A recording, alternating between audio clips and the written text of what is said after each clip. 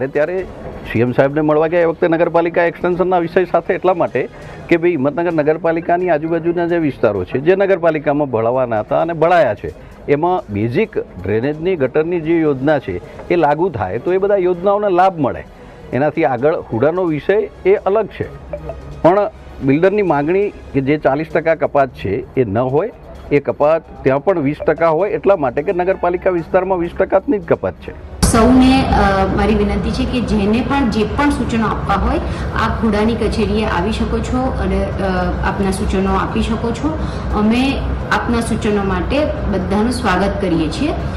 આ draft development plan બાબતે કોઈ પણ સમજફેર હોય અથવા તો કોઈ વધુ માહિતી જોઈતી હોય તો પણ આપ હુડાના ટેકનિકલ સ્ટાફનો રૂબરૂમાં પણ સંપર્ક કરી શકો છો. આજરોજ સહકારી જીમ ખાતે બિલ્ડરો અને ખેડૂતોની સંયુક્ત મિટિંગ થઈ છે જે હુડાના વિરોધ માટે થઈ હતી. એમાં અમે બિલ્ડર તરફથી ટેકનિકલ મુદ્દાઓ અમે એમને જણાવેલા છે, પણ એમને એવું છે કે અમારે હુડા જોઈતું જ નથી અને અમે એમને સંપૂર્ણ ટેકો આપીએ છીએ. જો ખેડૂતો બધા જ ખેડૂતો, અમે બી ખેડૂતો છે અને જોડે જો આજે 11 પંચાયતના ખેડૂતો વિરોધ હોય તો અમે અલગ રહી શકીએ એવું નથી, તેમને અમે સંપૂર્ણ ટેકો આપેલો છે.